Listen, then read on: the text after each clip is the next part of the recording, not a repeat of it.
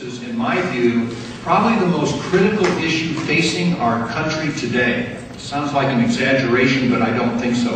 And that is our nation's drug policy. In fact, I'll go so far as to tell you that, in my opinion, our nation's drug policy has its tentacles in pretty much everything that's going wrong today, or at least many things. And we can only get better from here.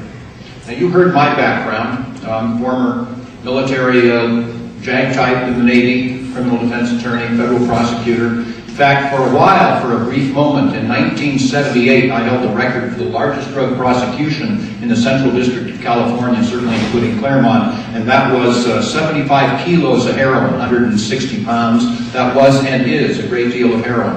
Does anyone have a concept of what the record prosecution is today in the Central District of California? 18 tons of cocaine in one place. So I look back over my professional career and say, you know, are we making progress? Are we in better shape today than we were before? Which leads me to my first question that I ask wherever I go.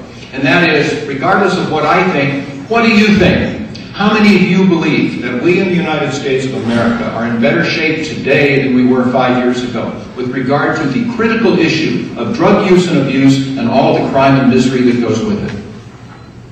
Okay, I see one hand in the back, and that's pretty much the symbol of what I see. Because most people realize what we're doing is not working. What is the first conclusion from that? Well, we have no legitimate expectation of being in better shape next year than we're in today, unless we change our approach. So what we should do, it seems, as a seemingly caring society, intelligent society, is to look at our options. Look at what we have done in our country over the last 5, 10, 50, 100 years that has worked and not worked, and hopefully start gravitating over toward what works. But why be so myopic? Let's also look and see what other people in other countries have done that have worked and not worked, and learn from their experiences.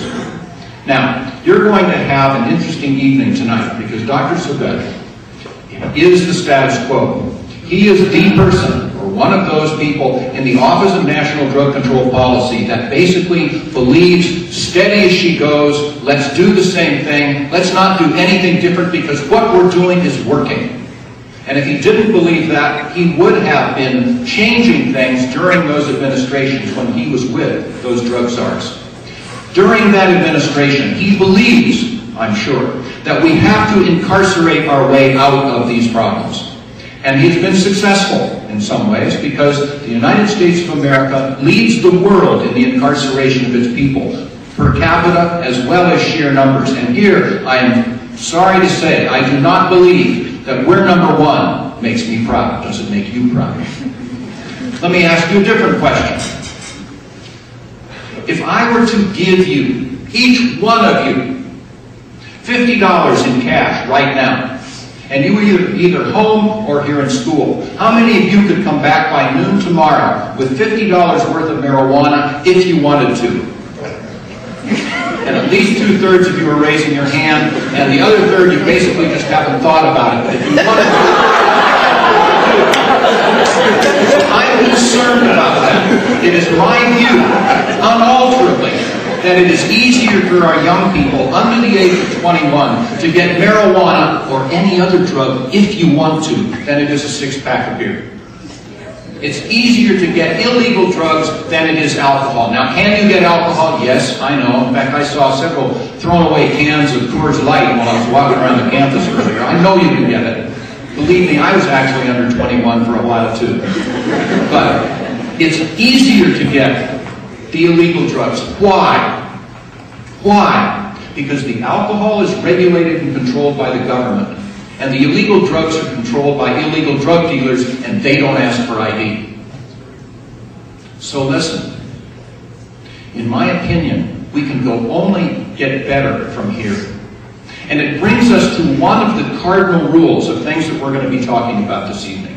And that is written on the board right over here. That is basically the answer. And now I can sit down and be quiet. Well, maybe I'll go on. Prohibition. Prohibition never works as well as regulation and control. Prohibition never works as well as regulation and control. Why do I say that?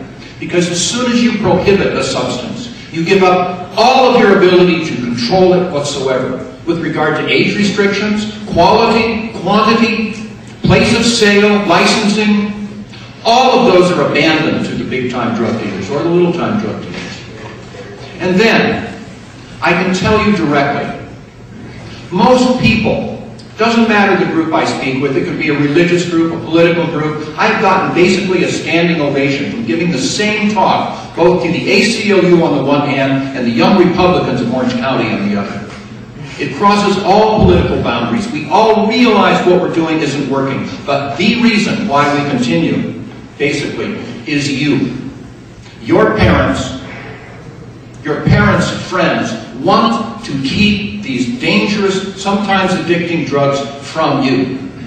And the problem is, our policy of drug prohibition is putting our children in harm's way. Why? Two different reasons. We've already discussed one of them. It's easier for our young people to get any illegal drug if they want to than it is alcohol. We've already discussed that. But number two, I would see this in juvenile court all the time.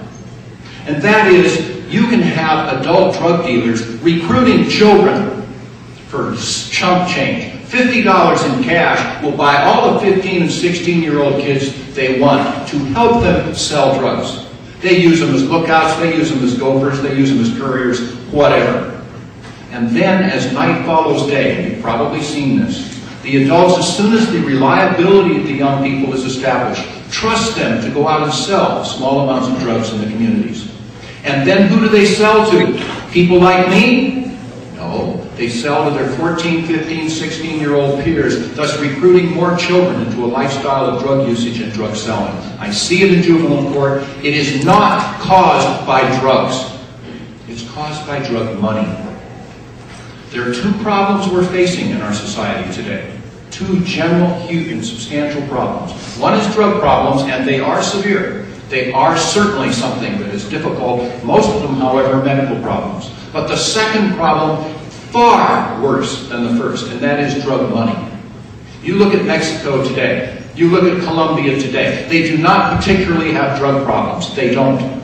But they have overwhelming, mind-boggling drug money problems, and that is caused by our program of drug prohibition. Now, I'm going to quarrel a little bit with Dr. Leland because I do not buy his description or definition of legalization of drugs. I wouldn't legalize anything, but I would have a program of strictly regulated control and distribution for adults of drugs. And let's start with marijuana. What would happen, because there's right now, I'm requesting your help tonight. I came out here and took some time away from my family, etc., to talk with you and come to request your help. There is an assembly bill now called AB 390, Assembly Bill 390, posed or carried by an Assemblyman Tom Amiano in San Francisco, to treat marijuana like alcohol in the state of California. What would happen if we were to do that? 5 things would happen, all of them beneficial and all of them pretty much immediate. Number one, we as taxpayers would save $1 billion that now we are spending in a futile effort to try to eradicate marijuana as well as prosecute and incarcerate nonviolent marijuana users. And by the way, you can tell how successful we are in its eradication because do you know what the largest cash crop is today in the state of California? Marijuana. Number 2 is grapes, if you care. Number 2, I'm running out of time, so I'll have to go more quickly. Number 2, we could tax the stupid stuff and generate revenue of at least $1.3 billion. That is a turnaround in our budget deficit of $2.3 billion. You'd think somebody would notice. The third thing we've already discussed, it would make marijuana less available for young people than it is today.